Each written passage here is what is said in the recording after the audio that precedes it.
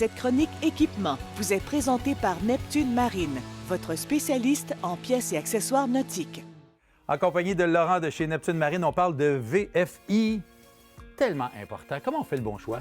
Alors, le bon choix, ça va être en fonction de son activité, puis aussi de choisir une VFI qui est approuvée par Transport Canada ou la Garde côtière canadienne. Très important, on retrouve des VFI sur le marché qui ne le sont pas. C'est ça, j'allais dire. Hein? On en voit sur Internet, pas toutes des vestes approuvées par le Canada. Non, définitivement pas. Il y a des vestes approuvées par la Garde côtière américaine, ça ne fonctionne pas. Alors oui, vous allez flotter, mais légalement, vous n'êtes pas légal. On en trouve de toutes sortes de ces VFI.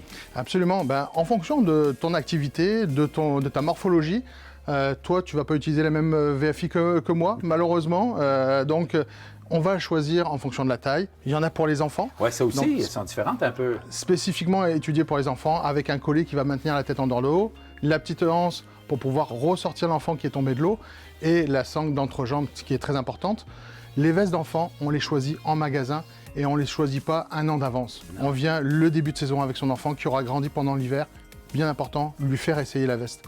Des fois, on peut avoir des surprises et des mauvaises surprises. Effectivement. Et les vestes, on les choisit selon le sport qu'on veut pratiquer également. Définitivement. Si tu fais du kayak ou de la planche à pagaie, tu vas avoir besoin d'avoir des mouvements amples et disponibles.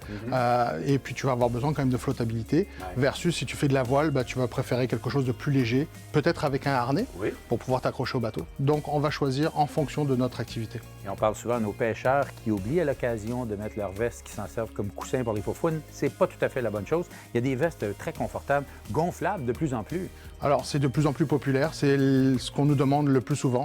80% des vestes qu'on va vendre sont des vestes gonflables. Il y en a pour toutes les activités, mais pas pour les planches à pagaie, pas pour les kayaks, parce qu'on est souvent mis à l'eau. Et ces vestes-là, la plupart vont déclencher automatiquement. Donc, on ne va pas changer notre kick à chaque fois qu'on est tombé dans l'eau. Parlons de ce type de veste qui se déclenche automatiquement, pour certaines, lorsqu'on tombe à l'eau. Exactement. Donc, il y a plusieurs systèmes de déclenchement. Le système automatique qui se déclenche avec une pastille de sel et un autre système qui, comme celui-ci, c'est hydrostatique. C'est la pression de l'eau qui va déclencher.